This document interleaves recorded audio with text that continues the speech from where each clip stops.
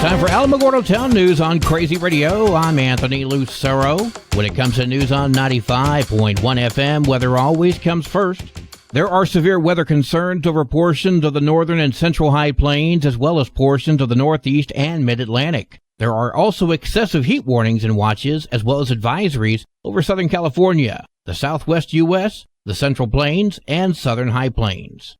Closer to home, hot and dry conditions continue into early next week with just a few showers and storms over the mountains. Hot and dry conditions continue into early next week with just a few showers and storms over the mountains. High temperatures for the lowlands continue to be at or above 100 degrees through at least Tuesday before a gradual cool down begins by the middle of the week. The National Weather Service has issued a heat advisory in effect until 6 a.m. on Saturday. Be sure to drink plenty of fluids, remain in air-conditioned rooms, stay out of the sun, also check up on relatives and neighbors. Take extra precautions if you are outside, wear lightweight and loose-fitting clothing, try to limit strenuous activities to early morning or evening, and take action if you see symptoms of heat exhaustion and or heat stroke. To reduce risk during outdoor work, OSHA recommends scheduling frequent rest breaks in shaded or air-conditioned environments. Anyone overcome by heat should be moved to a cool and shaded location. Remember, heat stroke is an emergency. Call 911. We'll have another look at the weather following this news. The Tularosa Basin Regional Dispatch Authority will be out and about this weekend at Nichols Ranch and Orchard for the annual Cherry Festival. Come take a look inside the mobile command unit. You can meet Red E. Fox, as well as some of the dispatchers. You might even learn about some opportunities for a career. Check out the Tularosa Basin Regional Dispatch Authority Facebook page for details. White Sands National Park will hold the first full moon night event of the year, Friday, June 21st at 8:15 in the park's natural outdoor amphitheater. The parking lot will open up at 7:15. Now, this program is free, but park entrance fees do apply. Seating is not provided at the amphitheater. You're encouraged to set up on the surrounding dunes. You can bring camp chairs, blankets, coolers, with food and drinks. Mariachi Aguilas de las Cruces will be performing authentic mariachi music. The Republican Party of Otero County's monthly meeting is taking place on June 27th at 6 p.m. at the new headquarters located within White Sands Mall. This month's meeting is called the War on Food. Keynote speakers include John Henry, who's a candidate for state representative, as well as rancher Darrell Brown. There's also a potluck, so bring your best dish. For more information, check out the Republican Party of Otero County Facebook page. The second annual Tularosa Ice Cream Social is coming up. I spoke with David Chavez from the Tularosa Taco Company. We're going to have the band Sancho and the Side Piece from here in Tularosa, and we are going to have a lot of different vendors. And once again, the Tularosa Taco Company will be purchasing all the ice cream to give out to all the people that show up. That's on June 28th at 5 at Veterans Park in Tularosa, 1050 Bookout Road. If you need some more information, look up the Tularosa Taco Company on Facebook. Alamogordo Mayor Susan Payne expressed her thanks to the Air Force Sergeants Association for hosting the Rise for the 4th of July parade. This parade will take place on Thursday, July 4th at 10 a.m. You're invited to come out and support your community and celebrate our country's independence together.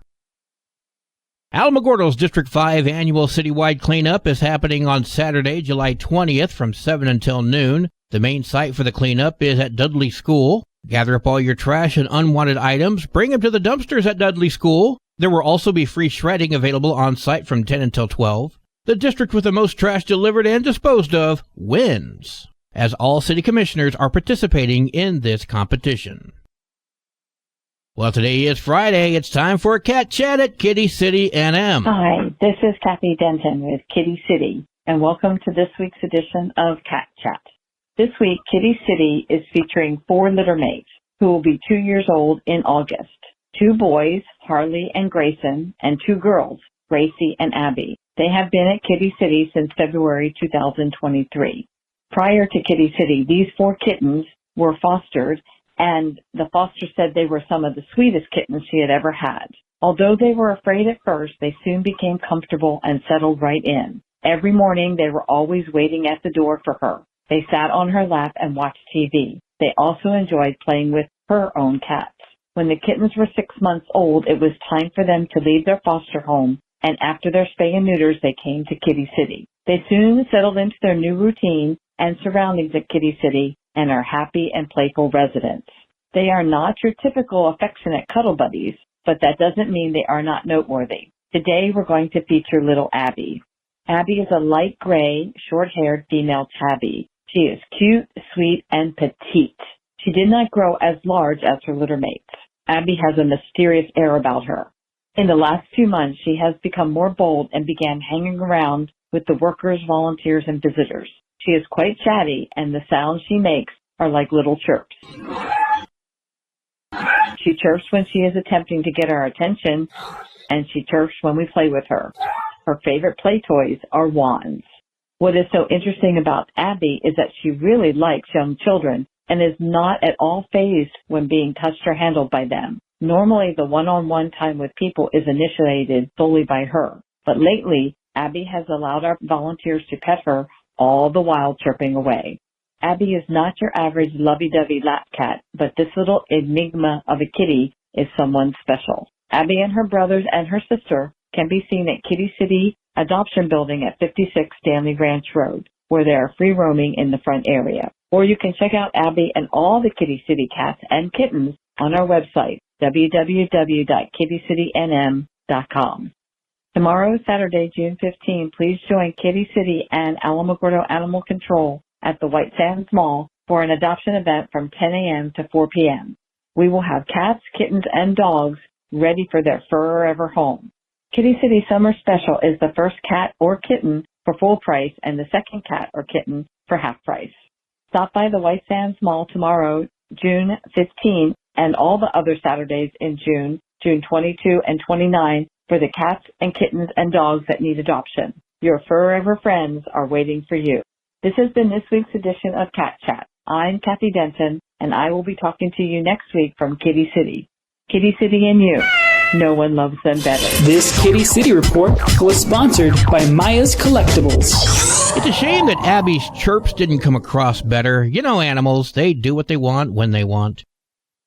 News from around the state in just a moment. This is Alamogordo Town News on Crazy Radio. I'm Anthony Lucero. Local news from local perspectives, from local voices. AlamogordoTownNews.org. Local sports, local events, and local happenings and more. Nonprofit owned and operated by Second Life Media. We are Otero County. AlamogordoTownNews.org. Heard daily on Crazy KALH Radio 95.1. Directory Plus is the right size book. It's the book if you need a phone book. That's what just one person has to say about Directory Plus.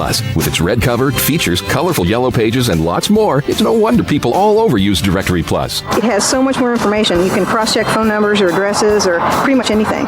Look on the plus side, Directory Plus. I'm a big fan of Directory Plus. Gary Allen of Las Cruces was arrested after police found the body of Timothy White. On June 5th, two people went to visit White and found him stabbed to death on the couch in Allen's apartment. The state filed for pretrial detention based on the violent nature of this crime, and Judge Richard Jaquez granted the state's motion. Allen has been charged with first-degree murder. Republicans in the state Senate plan to bring back a bill aimed at strengthening New Mexico's organized crime law. The bill would update the Racketeering Act to cover more crimes such as human trafficking, sexual abuse, dog and cockfighting, and escaping from custody. It also defines a criminal gang as three or more people with identifying symbols or identifiable leadership who regularly commit crimes. State Republicans tried to push a similar bill during this year's 30-day regular session, but it died in committee. Senator Craig Brandt, Republican from Rio Rancho, spoke with KRQE. I think that we should try this bill every time we have any kind of session. It's the tool that the law enforcement community needs. It's the one that they've asked for. And we need to give them all the tools that we can give them to get their job done. The special session, which will focus on public safety, will get underway on July 18th. Donna Ana County Sheriff Kim Stewart spoke with KFOX to discuss how the Donna Ana County Sheriff's Office has worked to foster a collaborative policing relationship with the community and other county departments. It means step up. It means you're going to have to be more of a collaborative partner to us. It's also calling on the public to be more involved with us. So it's more than just telling me what the problems are and having us solve them. Missing from this interview was any discussion on the multiple complaints against Stewart by previous employees. But she did discuss that the Donna Ana County Sheriff's Office became one of only 3 departments in New Mexico to earn national accreditation from the Commission on Accreditation for Law Enforcement Agencies. But it's a continued transparency to the public. It's continued accountability across the board. Hard to swallow that, knowing fully that there are so many registered complaints against her. Yesterday, I spoke with Democrat State House candidate for District 53, Dr. John Hill. He has plans to enable the Family Medical Leave Act, invest in more after-school programs, ensure that communities negatively impacted by initiatives are supported economically, and make sure that every New Mexican is insured with health care. Dr. Hill told me his doctorate was in economics, and so I had to ask him about raising taxes in order to fund these programs. Before you start spending more money on new programs, take a look at the programs you've already got and see what it is you have in play already and see what it is you can leverage and make better at not a huge cost. I had to ask once more. Obviously, when you get to a cost factor, you need to look at it. What I found in working with people in the public arena is that people don't object to a tax when they can see a result. What they object to is a tax where they can't see anything happening. Earlier in the conversation, Dr. Hill did admit he did not know the cost of these programs. As a libertarian, I object to any tax for existing. Now, some say taxation is theft. I disagree. It's extortion. If you don't pay, then men with guns will visit and haul you off against your will to a nearly inescapable room in a nearly inescapable building. While some would call that law enforcement and incarceration, I see it closer to akin of aggravated assault with a deadly weapon and imprisonment of a hostage. Anyway, you can hear this conversation in full on our YouTube channel. Weather's coming up next. You're listening to Alamogordo Town News on Crazy Radio. I'm Anthony Lucero. This is Lieutenant William Skaggs with Alamogordo Fire Department. Have you seen that we're updating the City of Alamogordo's local hazard mitigation plan? What does this mean for our community? This means our community has a chance to provide information to Alamogordo Fire Department so we can properly plan for hazards within our community. We need feedback from the community to make sure our plan is up to date. If you have any questions or concerns, you can contact Chief Jerry Ramirez at Alamogordo Fire Department, or you, the stakeholder in our community, can go to alamogordofd.com or the City of Alamogordo website and take the individualized survey to provide us with information to update our plan. The National Weather Service has issued a heat advisory remaining in effect until 6 a.m. Saturday morning. Be sure to drink plenty of fluids, remain in air-conditioned rooms, stay out of the sun, and check up on relatives and neighbors. Take extra precautions if you go outside. Wear lightweight and loose-fitting clothing. Try to limit strenuous activities to early morning or evening, and take action if you see symptoms of heat exhaustion and or heat stroke. To reduce the risk of outdoor work, OSHA recommends scheduling frequent rest breaks in shaded or air-conditioned environments. Anyone overcome by heat should be moved to a cool and shaded location. Remember, heat stroke is an emergency. Call 911. Your Crazy Radio spot-on weather forecast for the Tularosa Basin today calls for mostly sunny and hot. There's a 40% chance for showers and storms. Winds will be gusting as high as 25 miles per hour. Tonight, partly cloudy with a 30% chance for showers and storms. Winds gusting as high as 23. Sunny skies tomorrow, winds gusting as high as 16. Your high today in the Basin, 101. Low tonight of 69. High tomorrow, 98 degrees. In Cloudcroft, mostly sunny skies with a 50% chance of showers and storms. New rainfall amounts less than 1/10 of an inch expected. Winds will be gusting as high as 25 miles per hour. Tonight, partly cloudy skies with a 30% chance of showers and storms. Winds gusting as high as 24. Sunny tomorrow with winds gusting as high as 20. Your high today in Cloudcroft, 78. Low tonight of 55. High tomorrow, 77 degrees. Local breaking news can be found on our website, alamogordotownnews.org, and learn more about Crazy Radio by visiting kalhradio.org. Also, check out the Crazy KALH Radio YouTube channel. That's where we post our daily newscasts, complete interviews, and other information which concerns everyone in the Tularosa Basin. Be sure to give this video a like and subscribe to our channel if you've not done so already. That way you too can remain informed of the goings-on in the Tularosa Basin. That concludes today's edition of Alamogordo Town News on Crazy Radio. I'm Anthony Lucero.